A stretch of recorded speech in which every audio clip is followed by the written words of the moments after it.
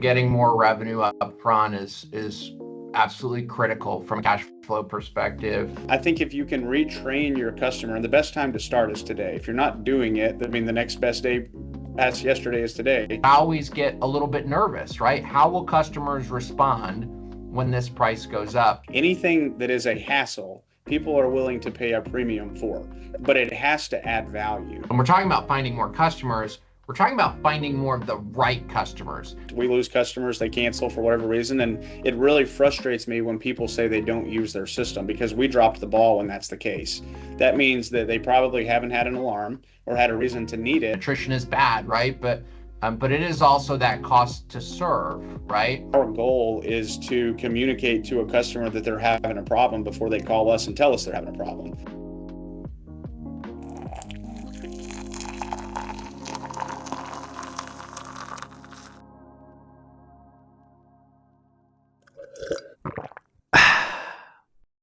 All right. Well, good morning and welcome to Coffee Break with Jake.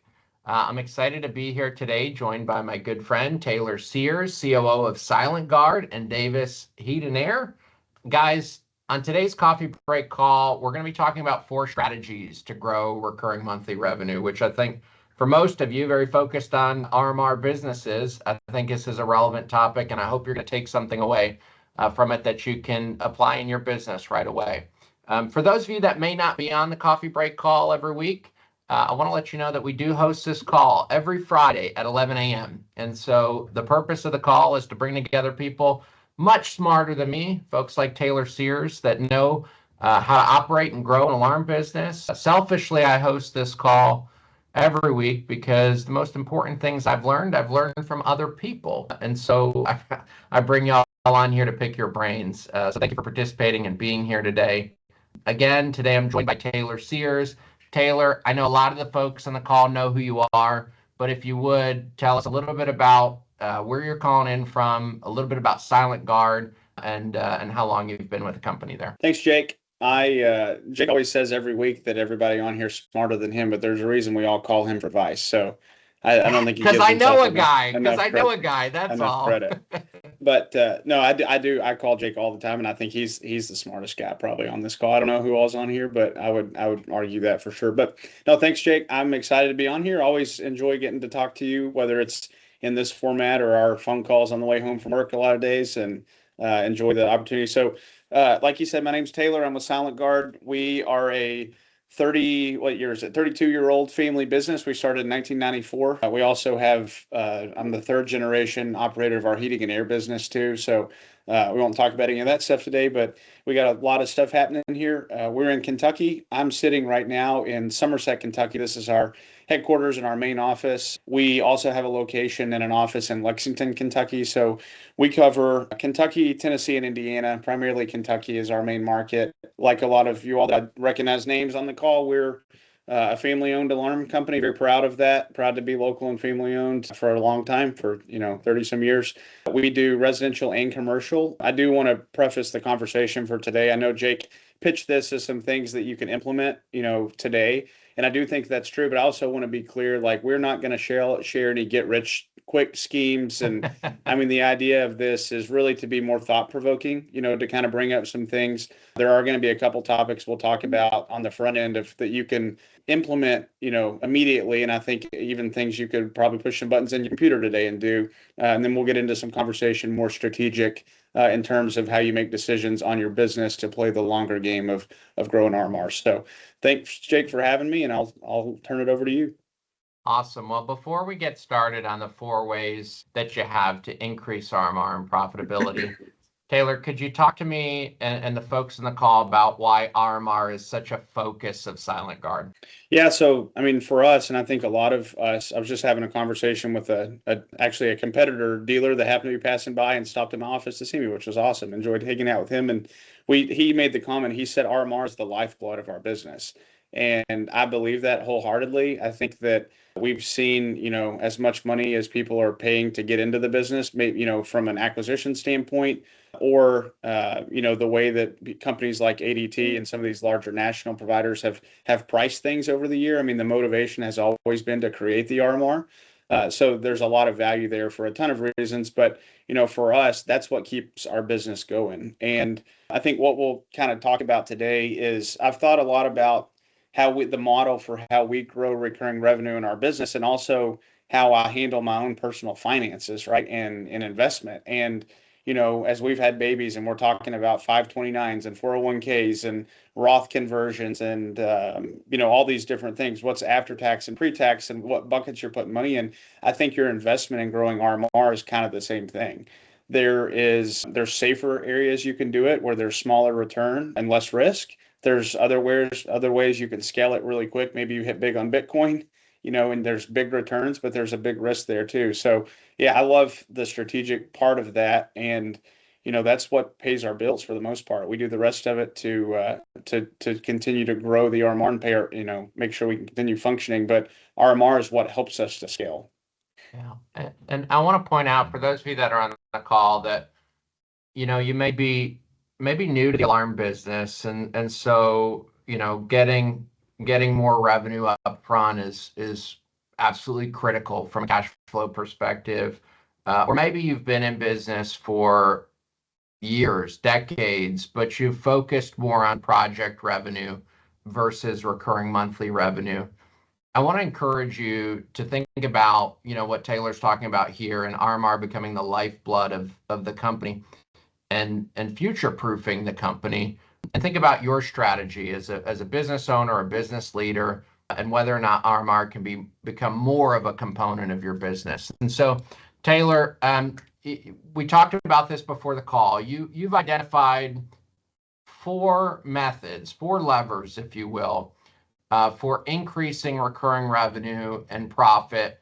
Could you tell me what those 4 levers are before we break each one of them down? Yep. Yeah. So the 4 things, and remember, this is not like, do these 4 things just today. Here's your 4 directives. But the 4 kind of levers, as Jake uses that term, are to raise prices. Pretty self-explanatory. We'll talk more about what that actually means and how to do that. Growing your existing customer base and growing with your existing customer base. The third one, and I think this is where a lot of people spend most of their time or think they're trying to spend their time, is finding new customers. We'll talk about what that looks like and how you can be a little bit more strategic about that and intentional. I use the word intentionality very intentionally. And then the last part is creating more value per transaction. So as you find the customers you're looking for, how do you actually make those transactions more valuable, both to you and the customer? Yeah, as a company that's growing, I think oftentimes we spend a lot of our energy on number 3, which is finding more customers. And I've really had to work with my own sales team to focus more on 1, 2, and 4. But I think that there's a lot of folks in the call that may have sales reps, and they're constantly engaged in new customer acquisition. Before we get into finding more customers, what I'd like you to do is let's start breaking down 1 and 2 here. Yeah. Talk to me about your thoughts on raising prices, and what does that mean? What does that mean for your business? Yeah, so raising prices for us comes twofold. One is raising rates on existing customers, and the second piece is raising our rates on services that we've had the same rates for a long, long time. You could probably ask a lot of people on this call, and we were this company up until recently where somebody asked. I just had a conversation with my dad this morning about some rate increases that I guess I had never even passed on to him that were going on. So when somebody asked him our monitoring rate, he was still using the number from last year. But what we do, I think that there is an immediate need, and those 2 things of raising rates, raising prices, and then growing your existing customer base, I look at those as kind of farming your recurring revenue. So you have this pipeline of customers and your customer base that are paying you on an every month. But what happens is that there is a cost to that recurring revenue. And what we are trying to do, and we'll talk more about this in a few minutes, but in terms of being intentional about the types of customers we're going after, we're also looking at our existing customer base to see where has the margin shrunk in terms of the cost for the service has went up but we have not raised their rate relative to the same amount. So as our margin has shrunk, or as you have troublesome customers, there's some natural attrition that happens, which actually makes you more profitable on top of every dollar that you raise an account. That's a dollar. There's no additional cost to that. That's a dollar of net positive revenue. And I like to look at it of every dollar on one account's worth 12, over the course of the year. So that's, on the raising rates thing, it's very important. Those low margin accounts, those are typically the ones that are going to be more reactive to a rate increase and more likely to cancel. But that natural churn actually helps us to be more profitable because we lose the customers that are taking up the majority of our time. Yeah, and I think we've talked about this in the past. There's a cost to serve, right?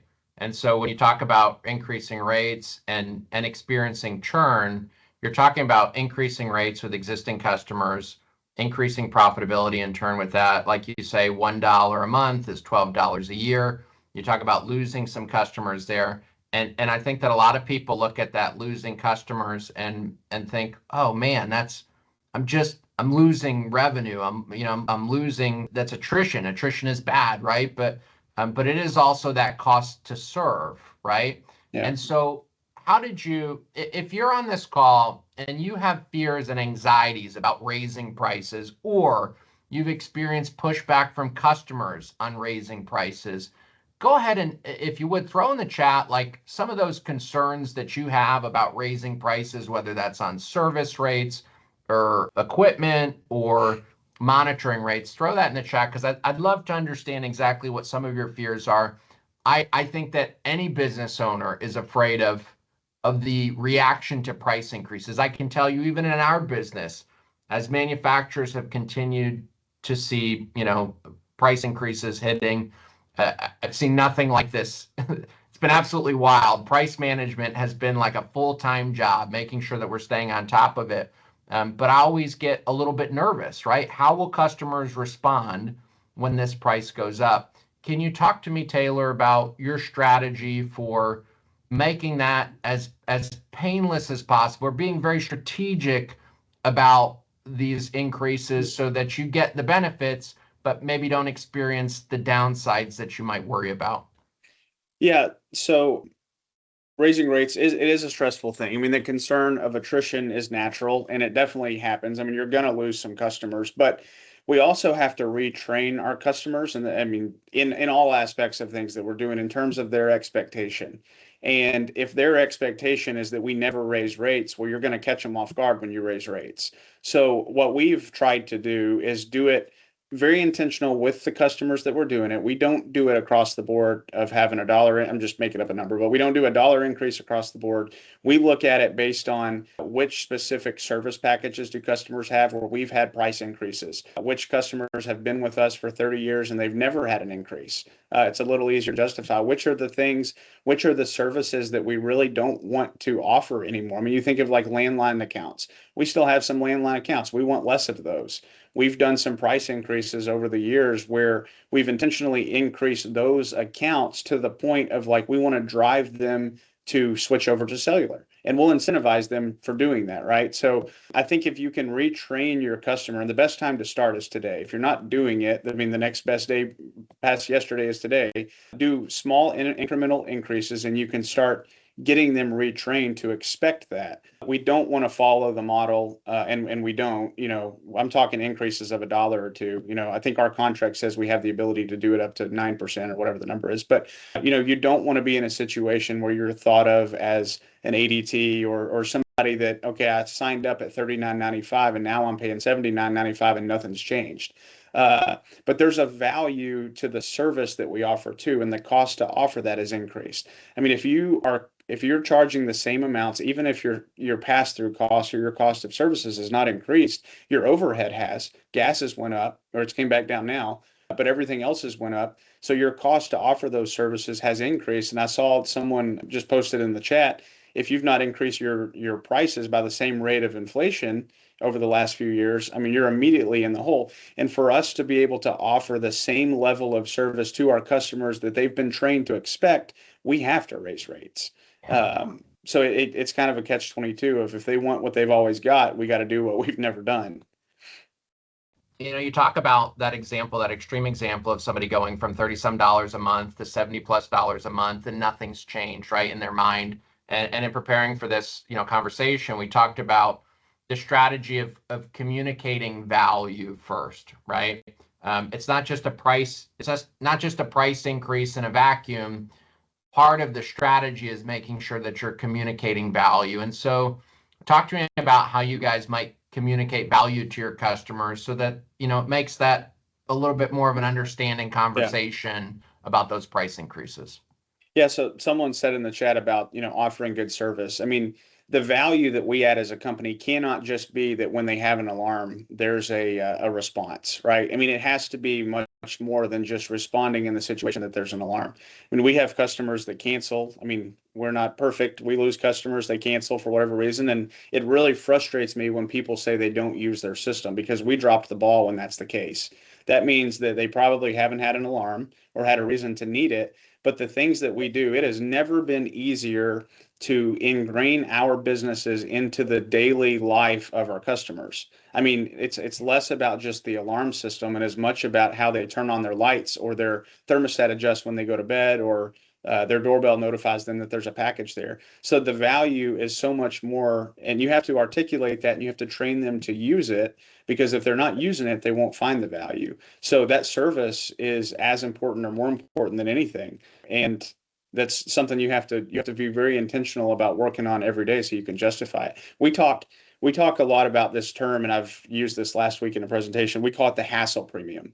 Anything that is a hassle, people are willing to pay a premium for, but it has to add value. So recurring revenue is not just for the purpose of, oh, they're paying a monthly subscription, they're paying a fee every month and this is what they get and it helps us pay our bills in our business. It has to add value to their life. And if you can find things, and that happens on the front end of the sales processes, that happens with the next topic we're going to talk about of like growing your existing customer bases. If you can find hassles in their life, you can create a premium or a value at a premium. And I think of my dad pays for YouTube premium because he doesn't want to watch the ads. I Yeah. pay for Spotify premium because I don't want to listen to the ads. People are willing to pay for things that are an inconvenience and cost them time or money. Yeah, I think about yesterday, and Gage mentions in the chat about making sure that you're providing, truly five-star service. And yesterday I had the opportunity to sit down to lunch with one of our dealers from Iowa. I don't think he's on the call, but Astra Security, if you're out there listening to this afterwards, great to see you yesterday. As we were sitting down to lunch, my phone rang. And for those of you that don't know, my dad owns an alarm company. That alarm company is J&J. I ignored the call. But what I realized what it was they were calling me to let me know about trouble conditions on my account so that they could make sure that they got that fixed, right? And we talk about, Taylor talks about hassle. The trouble condition wasn't a hassle on day one, but that trouble condition could have been a real pain point or a hassle left unmitigated, right? Unresolved. And it was funny because I ignored the call, and then this gentleman, Oliver, explains to me, hey, we do something that I don't think a lot of other people do. We call our customers. His wife actually calls the customers to let them know about the trouble conditions and find out about scheduling service. I know that's something you all do as well, Taylor. Yeah. And I think that those are without explaining, hey, here's the value that we provide, right? You can just demonstrate value by doing those types of things. Yeah. Anything you want to add to, kind of demonstrating that value on a regular basis with customers? No, I think, I mean, what you said is exactly right. And that's a good segue into the good next topic of like, growing your existing customer base. You can grow within, I mean, the easiest customer to replace or to get is the one you already have, right? That's the easiest sell is somebody you already have. So minimizing attrition, I mean, that's where growing your existing customer base starts is by keeping the customers you have. There are some you kind of want to run off. I mean, run off in terms of just like sometimes you have to fire employees for whatever reason, you have to fire customers too. And you can, make it so that you either get the value out of working for them, or it's not worth your time and they move on. But if you can keep, I mean, retention, that's how the compounding interest of recurring monthly revenue is keeping the customers and adding more on top of that, right? So anything you can do to minimize attrition, and like what you just said, we've seen a major impact in our business on minimizing attrition by adding value, doing things that other people are not doing. I mean, even things like if you are a customer of our company and you have an alarm, we look every single day at the numbers that were dialed and whether or not they're answering. So any number of our customer, like I'm talking the literal phone number, if your phone number answers calls from our monitoring station less than 60% of the time, we follow up with the main point of contact and say, hey, this number's not answering. We need to replace them with somebody. And what we find is they're like, oh, they don't work here anymore, or oh, they passed away, or we broke up. We find all kinds of things, but it's a value add, talking about the level of service that they're not going to get from our competitors. It's something that makes us different and unique, and it's a very valuable value add to the customer. Yeah, and I want to point out for all the Central Station folks on here that are listening to this and nodding their head like, oh man, that's awesome. It's a better experience for everybody involved, right? Your customer, if you're calling the wrong person, that's not a valuable service that you're providing. That's a useless service that you're providing, and it may actually be a nuisance and a hassle for your customer because you're not calling the person that you need to call first. There's probably a lot of Central Station folks on the call. If you are a Central Station representative and you know what the average first call answer rate is on your subscriber base, I'd love for you to throw that in. And Taylor, I'd love if anybody knows what their first call answer rate is, if you throw it in the chat. That's a fun one to see just how well you know your data. Taylor, I can tell you the industry average is that it's like 68% of calls go unanswered. Wow. Do you know what the silent guard average is? We're right at 50%. So this month I clicked because I didn't know as of today. Things changed. Yesterday we were at 50.13, and today it's dropped down to 48.17. So we must have somebody not answering the phone today, or had a bunch of alarms and run away or something last night. But yeah, that's something that we try, and we have less attrition than the industry average. I mean, we just don't lose accounts for a lot of the reasons. I mean, we still lose them. We're not perfect, but I do think we have better data than the industry averages because there's a constant investment in those customers, and that's where it starts. I mean, minimizing attrition and keeping, I think you've used the term, as we've talked about, this leaky bucket. It's a leaky bucket, and as much as we're trying to find new customers, if we're losing them, it's going back to your personal finances. You can continue to make more money, but if you keep spending and spending and spending, you're going to be just spinning your wheels in the same situation. So if you can keep them and you can compound on top of that, and I saw Sean Forrest, good to hear from you, Sean. I saw he asked the question about notifying customers on the rate increases. Absolutely, I believe wholeheartedly that it is. If you put yourselves in the shoes of the customer, and that's how we try to lead with all the things that we do and decisions we make, you have to notify them. We tell them for at least 3 months ahead. Anybody that's getting a rate increase, their invoice will have a note on it telling them that, hey, there's a rate increase of whatever the amount is coming on July 1st or whatever the date. And we're very clear with them. And Randy made the point, about customers that complain. Well, that gives you time to have those conversations and figure out a mutually beneficial relationship of the situation ahead of them canceling and that rate increase actually happening.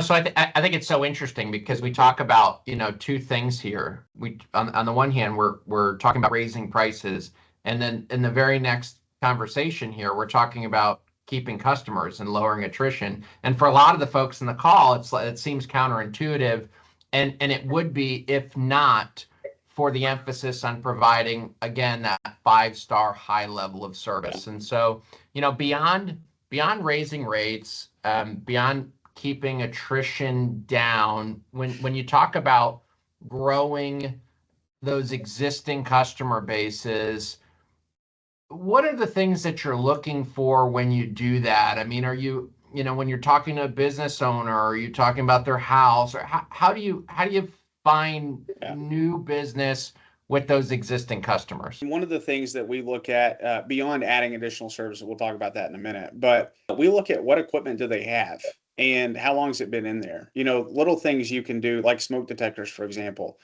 Smoke detectors, let's say the type you installed have a 10-year life expectancy. Well, every 10 years, you have the opportunity to get in front of that customer. I mean, one thing we do a lot of is we preach selling, we don't call them maintenance agreements. We are not maintaining the system. It is not our responsibility to maintain that it works. The customer owns it. It's their responsibility to test it. We do some proactive things well above and beyond what a lot of people do, and to make sure that it works when they need it. But that's not our responsibility in terms of how the contracts are written, right? But we sell a lot of what we call our quality assurance program. And our quality assurance program is a value add where it's just easier for us to service them, and we can replace things as needed. There's no haggle back and forth, whether that's commercial or residential, which grows our RMR. I can tell you that our service plans, our quality assurance programs typically operate at about a 60 to 65% margin, on a year. And that's great. I mean, we look at it as like we're selling insurance on those systems. We've sold enough of them now that they pay for themselves, several times over, which is great. But it allows us to get opportunities. We want to get in front of them. We're always looking for an opportunity. We try not to, you talk about notifying of trouble conditions and all that stuff. We used a texting platform. We want to maintain communication. The worst thing we can hear from a customer is that we've not heard from you for whatever the reason is. Our goal is to communicate to a customer that they're having a problem before they call us and tell us they're having a problem. That is always the goal. So any reason we had to get in front of them, and through those service plans, through what we call our QAP, our quality assurance program, we build in incentives for them to come back to us. So discounts on communicators as technology changes from 3G to 4G to whatever is next, LTE and so on and so forth, Starlink or whatever they're going to be communicating on next. We also build in discounts on smoke detectors. So, we do something where it's buy one, get one free after 10 years. I mean, we are looking for ways to force us to get opportunities. And then we also, one more thing, using the central stations data. I know there's some people on here from CMS. I saw Global Axiom. There's a handful of central stations. They have incredible data. Not just CMS. I mean, this is across the board. They all have incredible data to help you make money if you will use it. So we track what we call proactive service calls, and we do the same thing with alarm.com. We get real-time notifications of customer troubles that are applicable in the moment. So we're not getting a notification that they've got a low battery on everything. There's several things I could go into much more detail about what we get and don't, but things that are actionable that give us a reason to get in front of them and show up or fix it for them remotely. We like doing that, and it works. And then they add in additional services. I think we'll talk about that in a minute, but we're looking for opportunities. We throw around the term wallet share. I don't know if or share of wallet. We are constantly looking for ways to increase the wallet share to a customer in terms what that means is of the amount of money they're spending on the services that we offer, how much of that's going to us. Yeah. And that's a big motivation. And I would encourage you, for the folks on the call, think about this. I can't, it's funny how often I go into, I'll go into a small business and I'll see one of our customers' logos printed on their keypad, right? But then I'll see that the fire alarm, as an example, might be monitored by somebody else, right? And so we talk about the very same customer, and one company is doing the alarm system and the alarm monitoring, and another company is doing the fire alarm. Maybe another company is doing the video and access control. And I think, Taylor, are you guys kind of looking when you're going in and doing your assessments to try to understand what services that they have and identifying those opportunities? Yeah, so we are confident. There's no lack of confidence in how good we are. I mean, I say that not to be braggadocious, but I believe in our team and our people, and I hope that everyone on the call feels the same way about your teams. But what I know is that if we can get a foot in the door with somebody, we can gain more wallet share because we can earn their trust, and we can make them believe that we can offer a better level of service than no matter who we're competing against. I believe in that wholeheartedly, and we all should believe that about our business, and we should back it up. So, like, one thing, I don't want to get too far into this, but I will always find a way to talk about phone systems. One thing that we have done is we're really growing our commercial side of our business. And phone systems are something that every single business has to have, no matter what industry you're in. And what we've found is there is a lever we can pull with the phone systems. And if anybody's interested in getting that, I'd love to talk to you about it because it's worked great for us, and I'd love to help you. But it's something that allows us a foot in the door no matter who is providing all their other services. We just had a client last week while I was sitting on stage actually at yeah, Bart's very well behaved. Thanks, Matt. This is Bart, my buddy. I didn't know you're actually on here, Matt. Good to see you. Anyways, the phone system allows us an opportunity to just start using our eyes and ask questions and observe what else is going on. So we had a situation last week where we went in to quote a phone system, and come to find out, they ended up didn't have the budget to do the phone system, but we saw they had a camera system with a different provider, fire with a different provider than that. They had on-prem access control. They had all these things. And we said, hey, we would love to have a conversation. Now's not the time, right? We're going to respect them, but we want to have a conversation with you about that. Well, they had such a great experience with us by quoting their phone system that they didn't do. They called back and said, please change all of our stuff out before our new fiscal year starts on July 1. And we find that stuff happening all the time. But we have to give reasons, and we'll get into the new customers in a minute, but to get a foot in the door, both with existing customers and non-existing customers. Yeah, it's interesting. I think about the phone systems and my own experience. So I go through Taylor for our phone systems. And when we started with Taylor, we had phones in Florida and we had phones in Huntsville, and I had some remote employees that had phones at their house. And then we opened up 2 additional offices last year, and we had to get more phones. And it was we wanted everybody to be on the same phone system. So we came back for phones to get those phones for the new location. And now Taylor knows, hey, Jake's got additional locations here, right? And they were trying to figure out, okay, where are these addresses, right? So that we get the 911 service, right? But I think the rest of this stuff works the same way. I mean, yes. You talk about growing your existing business. You don't have to grow it. You just find good customers that are growing. And I love when Jake opens a new office because we're going to sell some more phones. I think that's the best thing. And we didn't have to do anything. He just believes in the product that we're using, and we have the service to back it up. And as his company continues to be successful, and all these other customers that we have, as they open new locations, as they do expansions on their building, we had a system. This is actually, I love stuff like this. We got an opportunity to do a little alarm system in an office for a candle factory here in Kentucky. And I didn't realize they're selling as many candles as they are all over the country. It started with a little alarm system. My wife's buying them.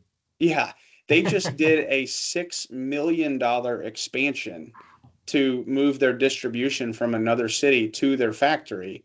The factory is much smaller than where they do the distribution out of.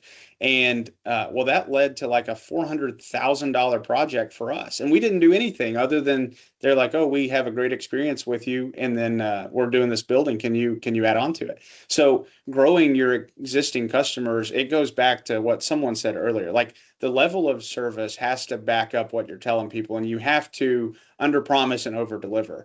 And as they grow, as they open new offices, as they grow their buildings, as they add people, we've got an apartment complex. I love this, actually fires me up every time. An apartment complex that continues to add on. Well, they call every month and they add 5 to 10 new mobile credentials on their account. Well, it's not much, but we're not having to sell, and we're seeing the value and the benefit of that compounding interest on our recurring revenue. Yeah. Well, I should also point out here that when you don't own the wallet share with your customers, you introduce opportunities for your competitors to try to get more and more of that wallet share. And this is something even we look at. We look at share of wallet with our customers of the brands that they're buying. How many are we supplying them? Because we recognize if we don't sell them that thing, well, they're buying that thing. And we run the risk that whoever is selling that thing is going to sell them the thing that we sell them, right? And so again, I think that's, kind of speaks to growing your business with your existing customers. Now, we've talked about raising rates. We've talked about growth of existing customers. What about finding more customers? Can we speak to that? We used to have this ideology of like, we'll be all things to all people and we'll do more and more of anything that people will pay us to do. And that's fine. And I think you have to do that to some degree when you're just getting started. But until you have a customer base that you can start growing, and until you have a customer base that are adding locations and doing all the things we've been talking about, until you've had a customer for 10 years and you can raise their rates, you can't do the other two. I mean, you have to find new customers. But what we have decided that we want to do is we want to be intentional about the types of customers we're looking for. And I love data. I love numbers, and I'm a baseball guy, so that's kind of how my brain works. And I don't think it always tells the full story, but I think it does give you some insights on directions and things like where there's deviance in the data that you should follow. And what we've done is, and I mean, I don't know if you want to get into this now, but we've been very intentional of using the data to determine the kinds of customers and the projects that we want to go after. I mean, I don't know if you want to talk about anything before that, but we can expand on that. Yeah, I think I think ultimately we all have to decide on who our ideal customer is. So as we got into this topic, some of you may have been thinking, hey, we're going to talk about marketing. We're going to talk about hiring salespeople. But when we're talking about finding more customers, and when we're talking about that with Taylor Sears, who's very data-driven and strategic in his thinking, when we're talking about finding more customers, we're talking about finding more of the right customers. And so I'm curious if anybody's on the call that can describe who their ideal customer is in one sentence, throw that into the chat for us. And I would also love it if you'd write down the customers that you want to stop chasing, the customers that are not the customers that you're looking for. And now, as we talk about that, Taylor, how do you decide? How do you decide on which projects and what types of customers to go after? Yeah. So one of the things we start with is we get reports, all the time. There's all kinds of reports and data, but what we started with was looking at on a monthly basis, we get a report of our top 100 recurring revenue customers.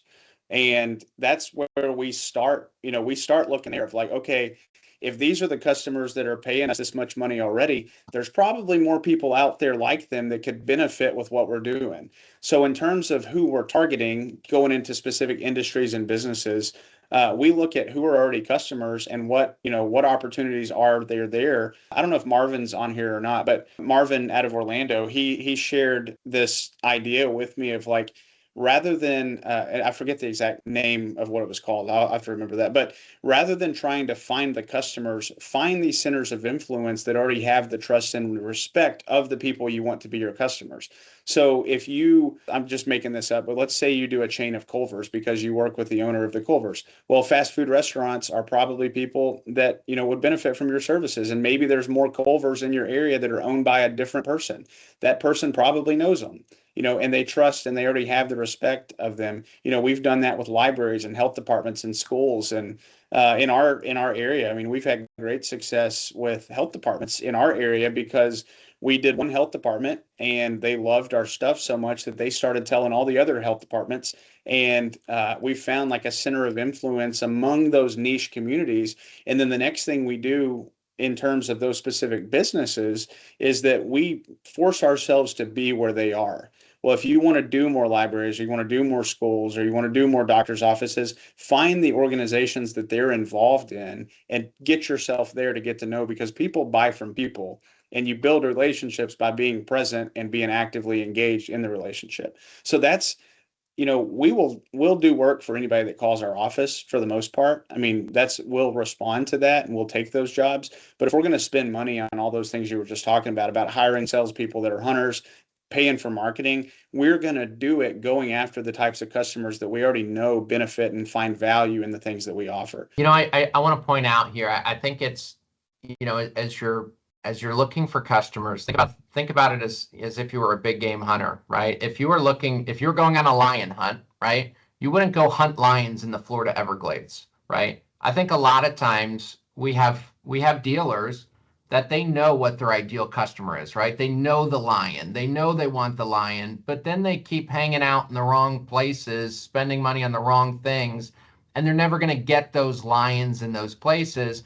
And then we have some folks that they don't know whether they're hunting a lion or a don't kill lions and elephants. All right, let's just throw that out there. I'm not a proponent of this, but for the sake of this analogy, right? Some folks just don't know what they're hunting for. But I think Taylor, as you identify specifically these types of customers, do you filter them based on a priority of RMR or project, profitability up front on the project? Yeah. If you could just give us some filters on Yeah. without even customer type, just from a revenue perspective. Yeah, no, that's something we spend a lot of time on, and that's where the data is so important. You have to have it, and it has to be accurate, and it has to be consistent, across all of your data. So it can't be skewed in terms of you're measuring one thing in 2022 and you're looking at something totally different in 2025. So because we've been in business for a long time, we have a lot of data. Our operating system gives us a lot of stuff we can use, and we all have field technicians, or maybe we are the field technician, but there is a finite amount of time we have in a day, right? If an employee works with us from 8 to 4:30 and they get a 30-minute lunch, well, we have 8 hours to be as efficient as possible with that time.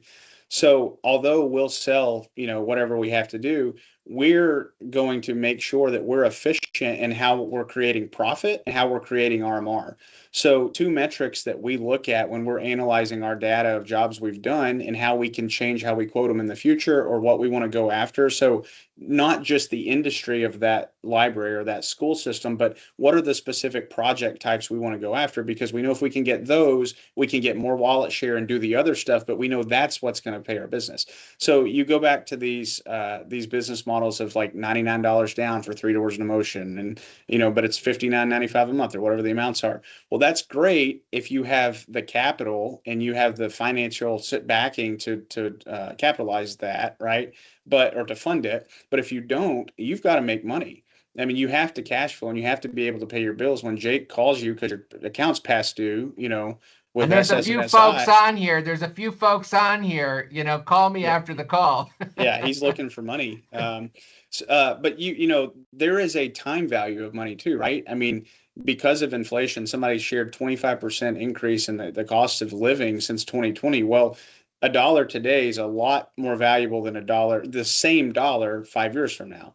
So what we've tried to find is a happy medium of how can we be profitable and what levers can we pull within that to make sure that things that used to be not profitable are profitable, things that didn't used to create RMR but are profitable, how do they create RMR? And what we've done is we've used two metrics. We look at RMR per hour that this is not estimated, but we're actually on a job site. So we measure the actual data of every single job type we're doing and how much RMR did we create on that job for every hour we were actually on the job site. And we do the same thing for profit. And what we've found is that residential, for example, for us, I mean, we spend a lot more time than most people because we're not lick and stick trunk slammers. I mean, we try to do things right and we spend a lot of time training that customer. So our residential jobs take longer than most people. But I know that if we're going to sell a residential system on average, for every hour we spend, we're going to create about $4 of RMR on average. So if our guy's there for 8 hours, we're going to create $32. That's an average across the amount of time that we're doing. I can also tell you that in 2024, we averaged losing about $8 per hour that we were on a residential alarm system. So that tells me that, yeah, that's a great business because we're creating good recurring, but we're not cash flowing the residential side. So we pulled some levers in terms of the rate we were charging for labor on those. And we made it from basically nothing to a little bit. And we were able to make last year, we made about $15. So we had a $27 per hour difference year over year just by making some changes. So now we've taken something that used to not pay its own bills and was subsidized by the existing recurring revenue to now it's paying for itself and it's creating recurring revenue. The flip side of that is we looked at some of these commercial projects. So access control, fire alarms, commercial video, all these other things. Well, a few years ago for us, it was really profitable. We're making $100 to a couple $100 an hour, depending on what we're doing and the type of project, but there's no recurring attached to it. And if we're going to spend that much time, because those commercial projects typically are more time consuming, we have to build in a recurring revenue model into those projects, those that we're building that at the same time. So for us, looking at the data, we average creating between $2 to $3 an hour of recurring revenue on commercial jobs. But that didn't happen overnight. That was a combination of what services can we offer? How do we build our packages and we get more wallet share so that we can, capitalize on more stuff while we're there on site. We've changed the type of projects we're going after and those type of customers, and we've been able to be much more efficient with the time that we're on site. Yeah, I just think it's so important. Taylor looks at this on a monthly, quarterly, annual basis, right? You only have so many hours in a day. You only have so many technicians. They have only so many billable hours. Are you using your resources in the right place? And I think of a very extreme example of not doing that. Yesterday, I had a conversation with one of our dealers that was buying a local competitor. And after 30 years in business, servicing home builders in his area, he had 150 accounts. Now, if there's anybody on the call that has 150 accounts, good for you. That's great.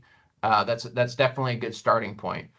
But I think about, hey, had 30 years ago, Taylor would have been a young boy, but maybe I'd like to picture young Taylor coaching this guy 30 years ago on focusing on the right business so that 30 years later, he would have had something more to sell than 150 accounts, which what he's going to sell that for is probably not enough for him to live 1 year on, right?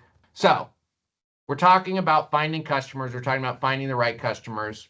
We have another lever here that we can pull, which is increased value per transaction. And Taylor, we're getting closer to the end here. So if we can try to talk about, maybe the 5-minute version of how do we increase value per transaction? What does that mean for Silent Guard? So as we're looking for new customers, we're finding new customers. We're intentional about the markets we're going after, the types of customers. We know what types of projects are valuable to us. So if we do those two things, then we've got to find who are the specific locations and people that we want to find. And you think of it as like in residential, if you're going to sell an alarm system to every house in a subdivision, there's 100 houses. You have to convince 100 people to buy from you. You talk about efficiency, you can be more efficient in your sales process by finding one person that has 100 locations. And I think that's extreme. That's the whales and the elephants you're talking about. I think that's a whole nother conversation. But Gage does that. Gage is on the call. That's what Gage does. With Safe Streets I just give him a shout out on that. Yeah, that stuff's great. And there are people, that's not Silent Guard's model. And I think the majority of people on this call, that's not where we're strong at, right? We don't have the manpower to do 100 national accounts, but you can find somebody that has 10 locations across the state.